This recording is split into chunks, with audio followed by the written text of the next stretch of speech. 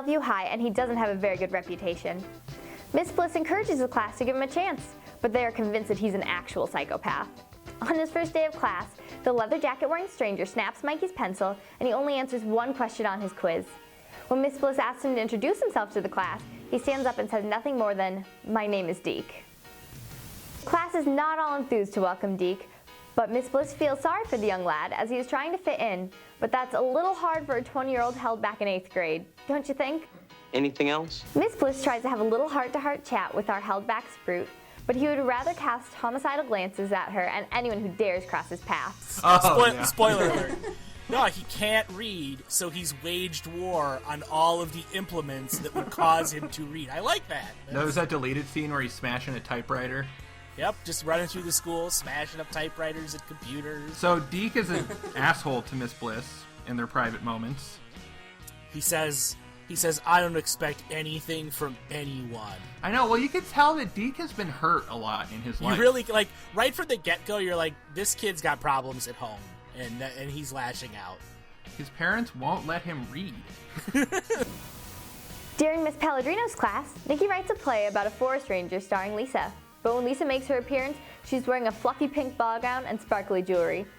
Outraged, Nikki stops the performance and Lisa explains that she pictures her character as a forest ranger in Upper Manhattan.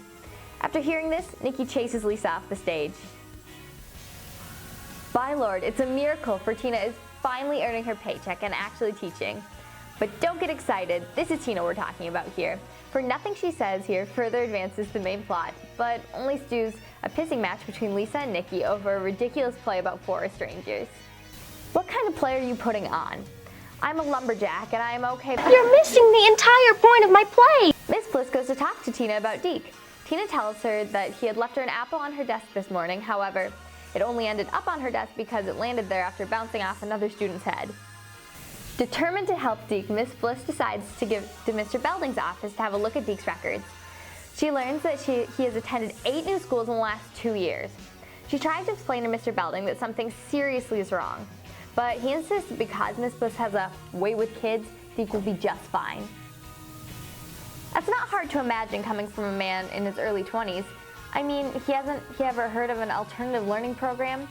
Schools will be a lot safer off and will have a save on health insurance.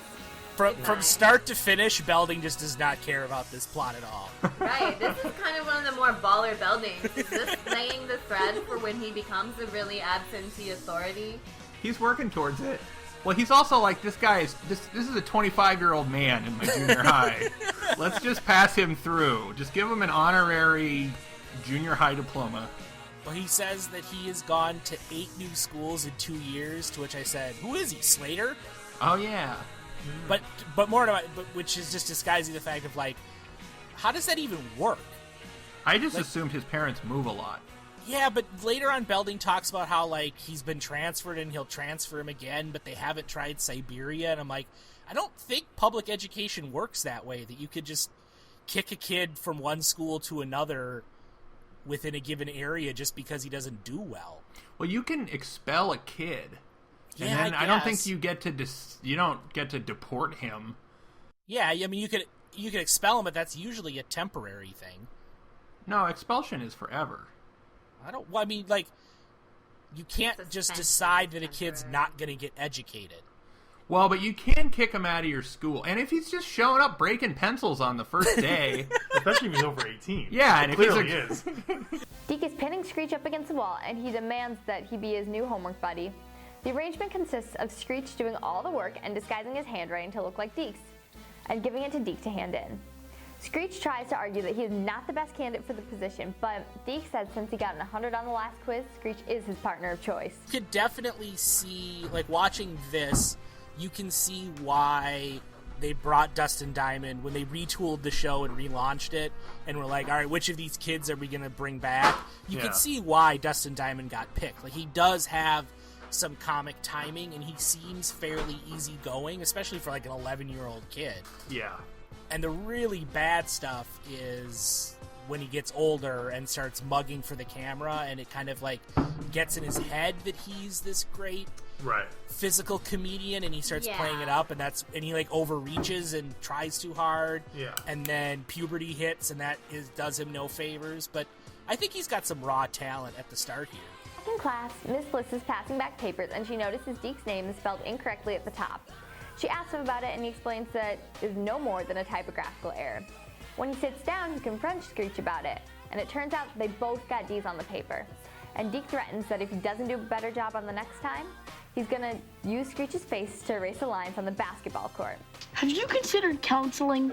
Screech tells his friends about the situation and pays Zach $10 to help him. You'd think Screech would know better from the episode Love Letters, for anything Zach touches or gets involved in gets all messed up.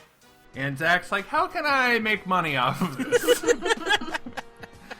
And this is where Mike is like against Screech, because he keeps giving Zach the eye of like a conspiratorial look of approval of what Zach's doing. Yeah, he's like, rake this guy over the coals, Zach. Yeah, exactly. So is Zach supposed to be like the Reggie Mantle of the show, like a kind of jerk? Reggie Mantle was on Archie. He was kind of like no, Zach is supposed to be the Archie of this show.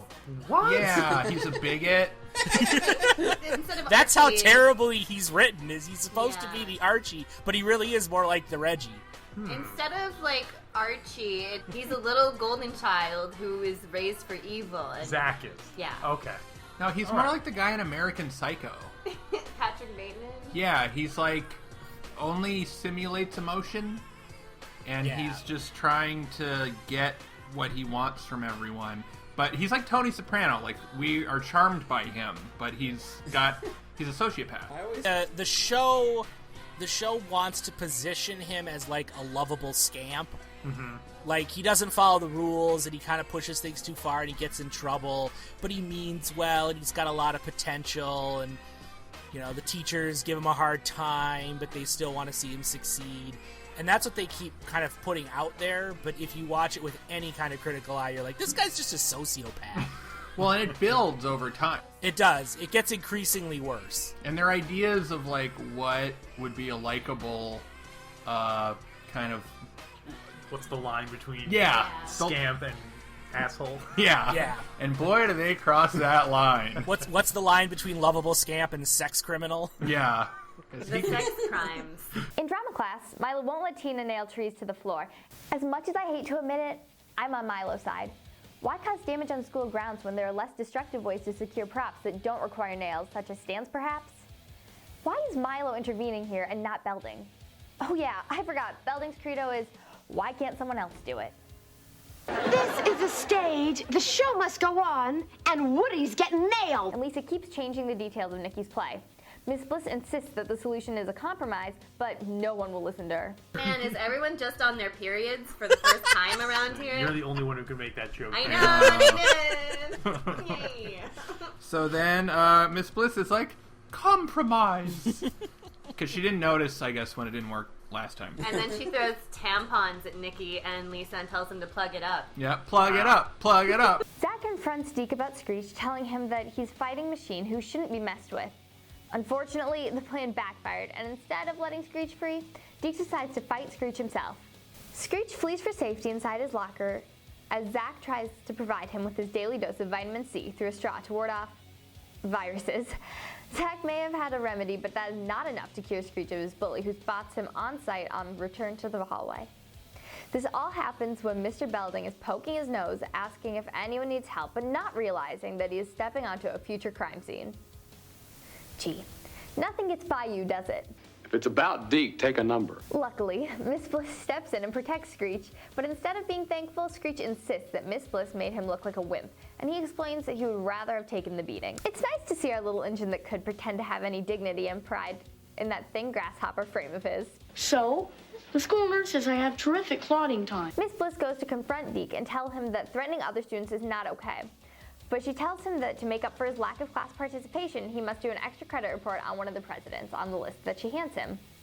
He chooses Abraham Lincoln, but Miss Bliss that he is not on the list. It is revealed that Deke never learned to read, and Miss Bliss insists that she can help him, but Deke refuses her help.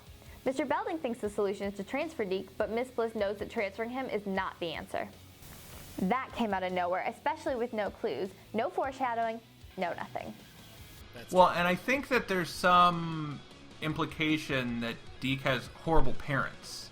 Well, That's yeah, part he of says his parents didn't Well, want he goes. to read. He goes, "Do your parents know?" And he says, "Who do you think taught me not to read?" Yeah, that's my favorite line. I wrote it down too. That Yeah. one is so good. So do you think they like sat him down Yeah. when he was a baby?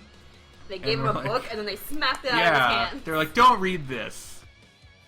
I get the image that anytime he reads, they just break a beer bottle over his head. Or they're like, "You know what sound the cow makes? It's not important." Yeah. There's a pat the bunny, and every time he was about to pat it, they'd pull it away and then burn. Where they put Burn like an the book. electrode in the bunny, so every time you were yeah. touching it, you're like, ah, and you That's learn not a to dark not to science trust books. test.